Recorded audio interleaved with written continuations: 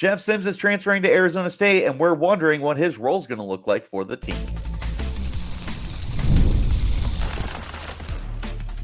You are Locked On Sun Devils, your daily podcast on the Arizona State Sun Devils. Part of the Locked On Podcast Network, your team every day. Welcome back to the Locked On Sun Devils podcast, part of the Locked On Podcast Network, your team every day. My name is Richie Bradshaw, and I will be your guide for everything Arizona State Sun Devils. A special shout out to my everydayers who are here every day, and thanks for making us your first listen of the day. Wherever you get your podcast, hit like, subscribe, and turn on notifications. And stay in touch with the show by following me on Twitter at RichieBrads36 and the podcast at LO_Sun Devils. Today's episode is brought to you by Monopoly Go. Game off, we got to talk about Monopoly Go. This fast-paced app lets you team up with your friends for tournaments to unlock awesome prizes like unique stickers for trading, cool playing pieces, and hilarious emojis for taunting your friends. So download Monopoly Go, now free on Google Play or the App Store. Game on.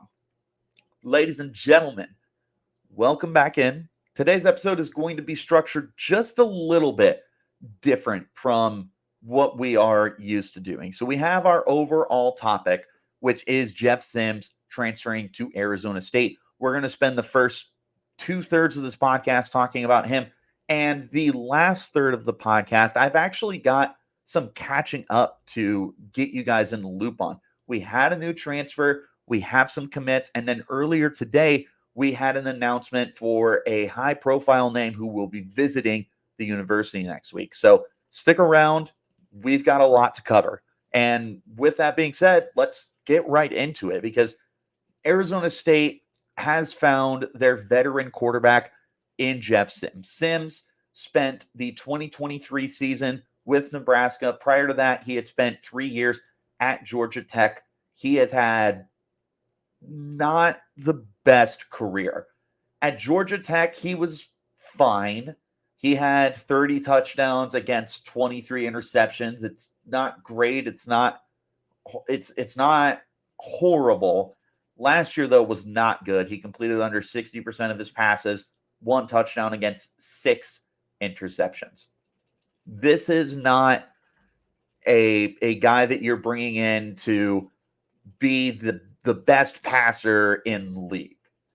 He's being brought in for a ton of reasons, but you're not bringing him in to instantly be a Heisman Trophy contender and somebody who is going to throw for 4,000 yards. Like, this is far more of a what you can do from a veteran standpoint for me. Now, I look at how this move came to be, right? And with Jaden Rashada transferring, even with Rashada staying, I still think you were possibly looking at adding another quarterback because you only had when you had Rashada, you had 3 quarterbacks on scholarship and then Navi Bruzon as a preferred walk-on for the team. I think they were always going to be adding a quarterback, but Rashada leaving pretty much sealed the deal at that point. They get the veteran guy. I know this isn't the most exciting move, especially when you look at the box score. He's not great by any stretch of the imagination. But we got to this point because Arizona State is really thin at quarterback. But the thing that I do like about this move is this is a 4-year player who's got plenty of starts under his belt. Whether or not he had elite success or terrible success, I don't know that truly factors in to what you're looking for right now with Jeff Sims, because I think you're looking for somebody who can provide that leadership and has that game experience to help the younger quarterbacks out. Whether that's Sam Levitt or Navi Bruzon, I view Jeff Sims as kind of that seen it all, done it all quarterback. And there's more he brings to the table than just that. But we'll talk about that a little later on in the podcast when we kind of explore the kind of roles that he could have. Now, I want to address again, is he a starter? He can be, if for no other reason than he's got starting time. He probably should not be, because at this point, we know what Jeff Sims is. He's a very limited passer. He only has one season above 60% completion, and that was 60.1%. He's not the best passer in the world. He is prone to mistakes and turnovers. It's just not the highest ceiling of a quarterback. You also have to understand that Arizona State is going to be a team that's going to run a more pro style offense. And I don't know that Jeff Sims is a perfect fit in a pro style offense, especially when you consider this will be his third team in as many years. As far as like offenses go, I don't know if Georgia Tech had different offensive philosophies during his 3 years there, but I do know this is his third program in as many years. It's going to be an adjustment for him. If you have to roll out with Jeff Sims, I think that you're in a very precarious spot. And this is not Jeff Sims slander. That's not what I'm here to do on the podcast. But you have to understand that bringing in Jeff Sims is a last resort option for this team should the injuries mount up again or should the guys just not play well. You would have Jeff Sims as that last resort option for you. To me, it's so much more of kind of the mental standpoint of the game, because he does have a lot of snaps and he has been to 3 different programs. So he understands how things look, how things work differently. How it worked at Georgia Tech was different at Nebraska. And he's going to be able to take what he learned at both the programs and bring it to Arizona State, present it to the young guys and say, hey, here's what I learned. Let me pass on this knowledge to you. More than anything, you're just adding depth at the quarterback spot. Like, you did not have depth even with Jaden Rashada here. Rashada leaves. You're got your back up against the wall. Jeff Sims is not the worst quarterback they could have added. There's definitely some guys out there that have a lot less to their name than what Jeff Sims does. I don't feel like this is the move that puts you over the top. I don't feel like this is the move, like I said, that makes him the best quarterback on the team and the best quarterback in the Big 12 or anything like that. But you're addressing the depth that you did not have at the position previously.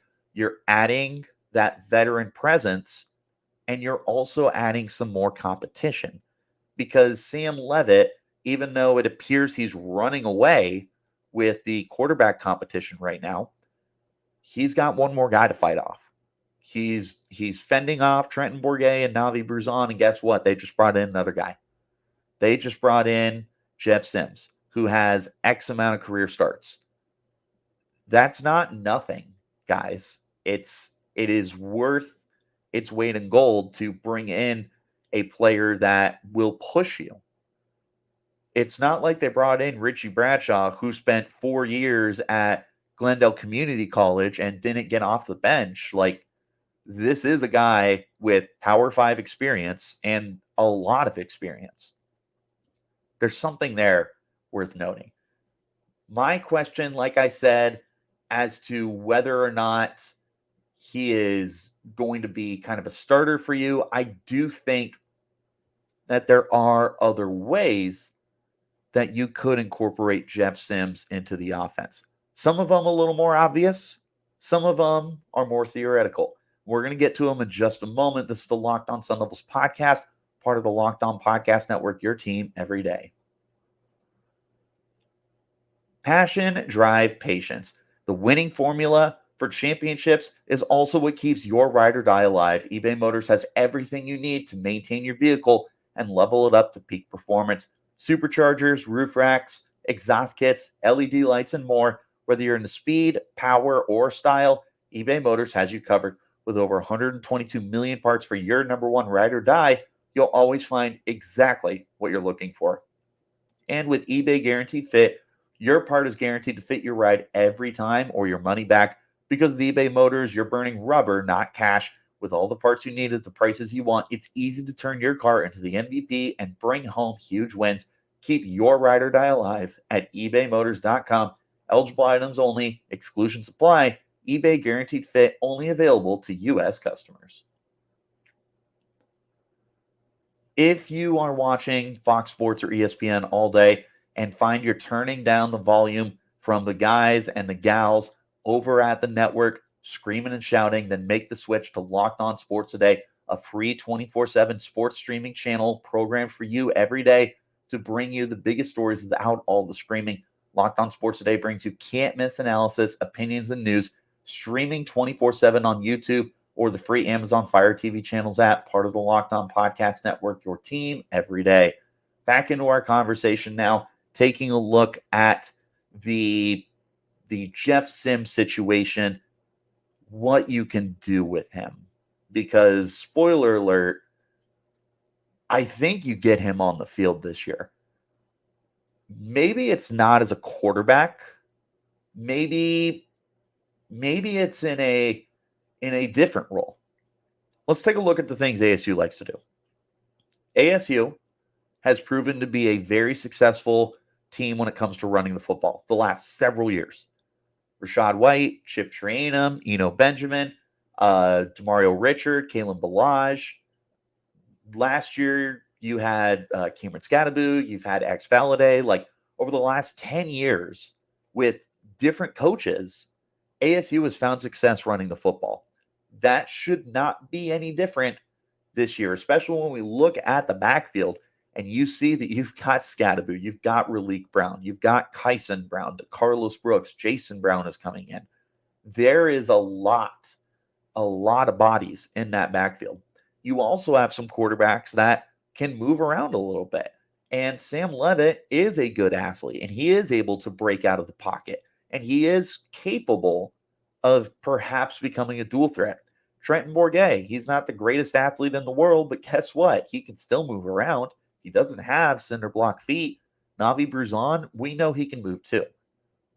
But with that being said, Jeff Sims is instantly the best running quarterback on this team.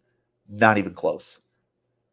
Over his career, Sims, in his 3 years at Georgia Tech, ran for at least 300 yards in each of those years. Last year at Nebraska, with the not great season he had, he still managed 189 rushing yards on 42 carries. He's well over 4 yards per carry for his career. For what it's worth, he has 12 touchdowns over the 4 seasons, which includes a 6 touchdown season when he was a freshman at Georgia Tech. That year, he also ran for 492 yards and 4.1 yards per carry. He would have easily been over the 500-yard mark and under 100 carries if you take away the 21 sacks. This is a dual threat quarterback. Now, I know you're wondering, Richie, why would you bring that up? Well, ASU likes to get tricky. Last year, we didn't just see quarterbacks under center. We saw Cameron Scadaboo and we saw Jalen Conyers. What can you do with an actual quarterback who can run? Somebody that can suck in the defense, and then all of a sudden a trick play just right over the middle, and Jaden Fortier takes it 50 yards. Or they get him to bite on some kind of like run pass option, and they hit, I almost said Elijah Badger. That sucks. They hit Jake Smith over the middle of the field, and he turns a slant into a 20-yard pickup. Like, he's going to open up that side and that style of offense for you, is because you just you don't have somebody that is as proven as a runner as Jeff Sims is. Sure, Sam Levitt could be. I wouldn't put it past him. He is a very good athlete, and I would love to see if he can turn that into being a dual threat quarterback. But for right now, you've got a guy who's done it all 4 years. He has been a dual threat quarterback in every single year that he's been in college. 4 years, dual threat. Put him in this offense and let's see what he can cook up in a trick package situation. You put him in some kind of full house formation with Scattaboo, DeCarlos Brooks, and just for fun, we'll say Marcaston Douglas as kind of like a fullback situation for the team in a full house set. That gives you a lot of options to be able to run the football, hand off the football, and then you could have, Xavier Guillory or Melcon Stovall have the option to catch the football. You can get really creative with what you do offensively because you have a quarterback that can beat you as a runner. So sure, maybe he has less than 20 passing attempts on the year, but he could have 50 carries. I wouldn't put it past Arizona State, and I wouldn't put it past Kenny Dillingham, who showed off last year how crazy he's willing to get.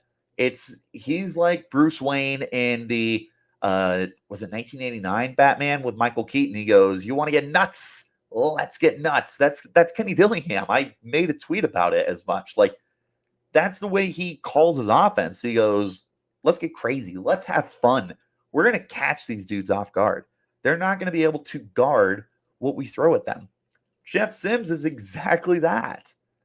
Jeff Sims is verbatim the kind of player that you put in this offense and things get nuts because he can throw the football. He is a quarterback. He's not an elite passer, but you don't necessarily need him to be. Because if he throws the ball 20 times this year, but he completes half of them for a handful of yards, you're happy with that. Especially if it turns out that he is used in run-heavy packages and he has a few dozen carries. You take it and run. It's the versatility that he brings to the table for you. The other way I'm really curious, and this is super theoretical right now, but put on your hat with me for a second, your little tinfoil hat. Hear me out. Could he be a tight end? 6'4", 220. He's fast. I want to see any sort of way to get him on the field. Again, you talk about trick plays and trick packages. What if you lined him up in line? Or if you just put him somewhere on the alignment and let him run a few routes? I'm not saying he's going to be overly successful because it's not like he's done it previously. He has one career catch and it came in 2022 and it went a whopping 1 yard. Without knowing the play, it very well could have been one of those balls that gets batted in the air and he brings it down. So this is not just theoretical. This is very much like a pipe dream, I guess, like a shot in the dark. I have no idea if he could do it. And quite frankly, you're talking about a brand new experiment. It's not something he's done before. But again, with Kenny Dillingham, you have a guy who has shown the creativity and the willingness to be a little unorthodox. And I can't think of much more unorthodox play calling than having a quarterback line up at the tight end spot. End of the day, I think what I would like to see the most out of Jeff Sims is that Sparky package. Having him just in the backfield next to Cameron Scattaboo and just running some quarterback power and doing, you know what? Let's have even more fun. I know they would never do it, but can you imagine triple option? Just him, Scattaboo, and Raleek Brown and just run triple option. I'm not going to lie, that would be so much fun. And when NCAA finally comes out over the summer, I might try it just to see how much fun it would be. Like, that is such a great way to include Jeff Sims, is having him as that mobile quarterback who can get defenses to bite down. Because again, he's 6'4", 220. It's not like he's a tiny guy running out there. He can run you over. There is plenty that he brings to the table, even if it's not as a passer or as a true quarterback. You can still get this guy on the field. You can still find a way to use him. He brings competition for Sam Leavitt and for the rest of the quarterbacks, but he also brings potential to be a weapon for this team. Now, with all that being said, for Jeff Sims, I think that there's more potential here than people are willing to give credit to. I hope that I've kind of opened up your opinion on him a little bit more. We'll have a conversation about it. So, leave a comment or hit me up on Twitter and we'll talk about him a little bit more. But we're going to transition to the last part of this podcast now, as I've got some stuff to go over with you. We've got a transfer, we've got recruits, and we've got visits that are set up. We're going to talk about them in just one moment. This is the Locked On Sun Devils podcast, part of the Locked On Podcast Network, your team every day. All right, game off. We got to talk here and pause because Monopoly Go is so much fun. I know what you're saying, flag on the play. You already talked about that, but there's so much good stuff here in this game. In Monopoly Go, you can team up with friends for time tournaments where you work together to build up each other's boards. And the more you work together, the more there is to win with awesome prizes to unlock.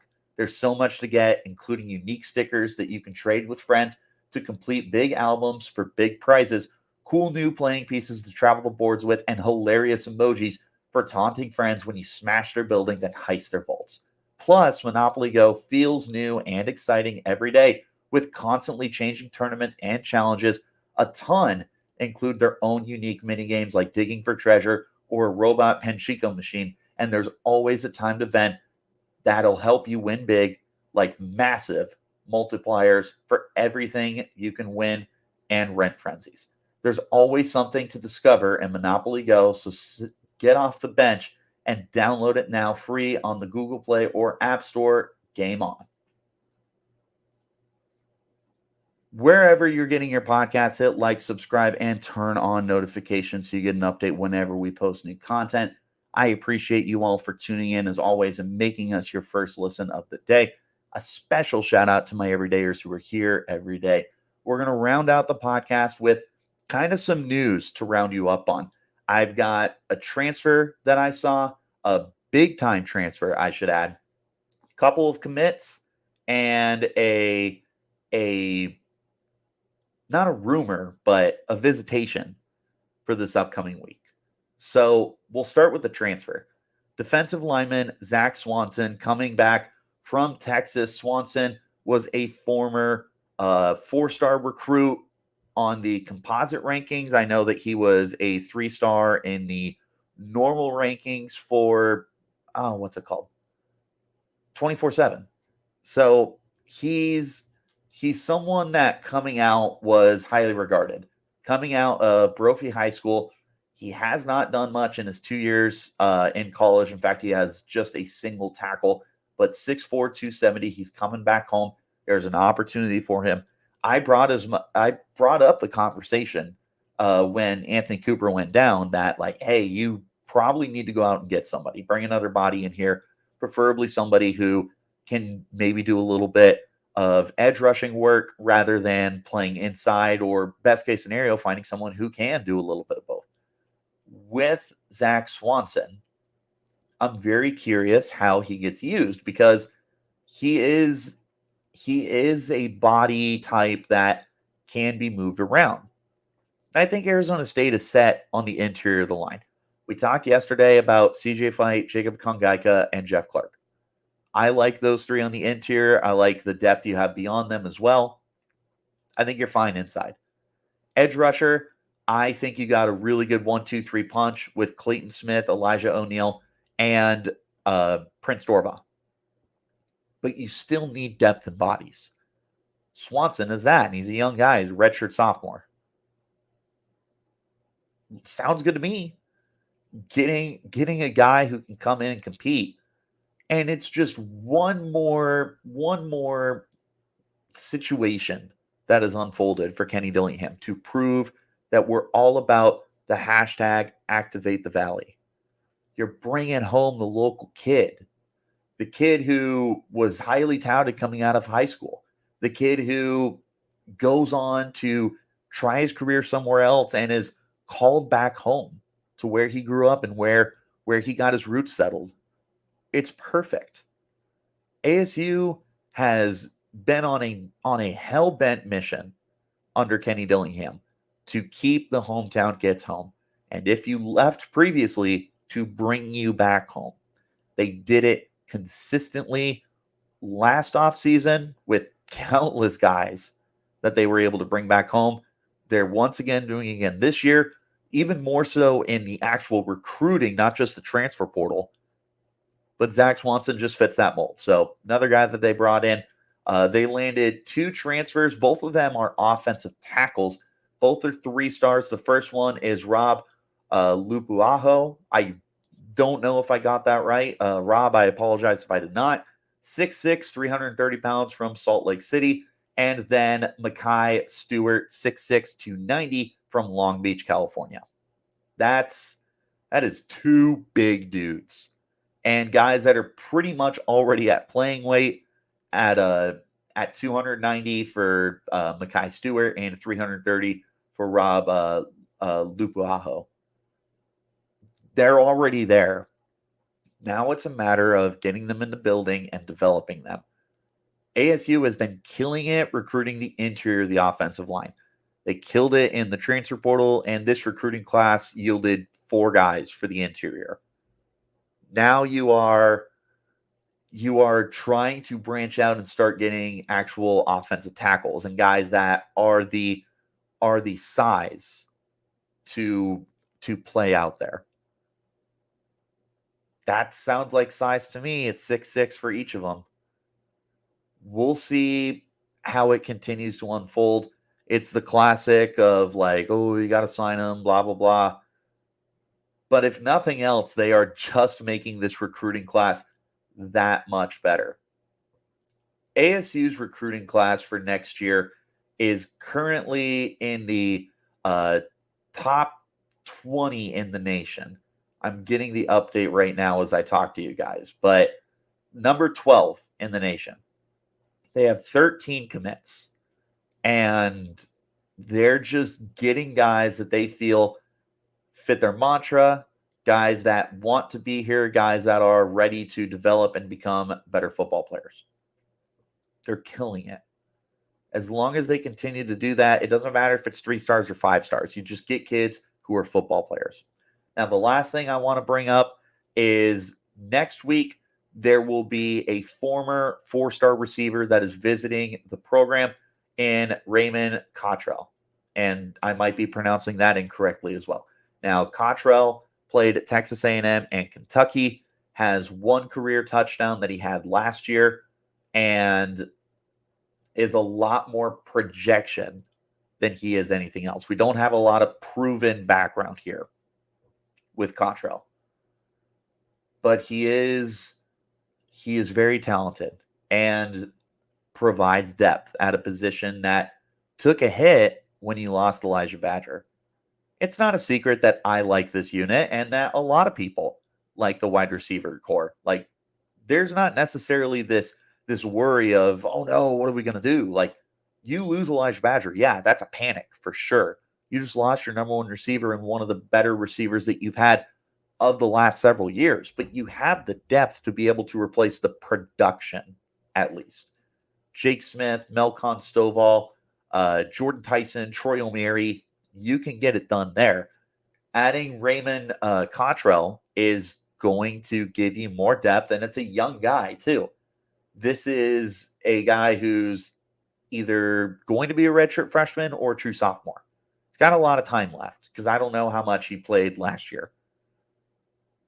He's if nothing else, depth for the future. I don't know what a role would look like for him. And this is even implying that we get him. He's just taking a visit. We'll see what happens. Obviously, it's exciting because it's a big name from a previous recruiting cycle. Let's see what happens. Paying attention to that. I am still confident in the wide receiver room. You'll never find me complaining with adding more talent. That's what I got for you guys on the show. I want to know what you think about Jeff Sims in the comments. Do you like my idea to have him as a run-heavy quarterback or even lining him up at tight end? Do you have other ideas for Jeff Sims? Drop a comment. Hit me up on Twitter at RichieBrats36, the podcast at LO_Sun Devils. Wherever you're getting your podcast, hit like, subscribe, and turn on notifications. I thank you guys for tuning in and making us your first listen of the day. And a shout out to my everydayers who are here every day. We will be back again next week. I am setting up some stuff for you guys behind the scenes that I think you're really going to enjoy. So now's never been a better time to hit that like, subscribe, and follow button. I'll see you next time. And until then, you keep it locked right here on Locked On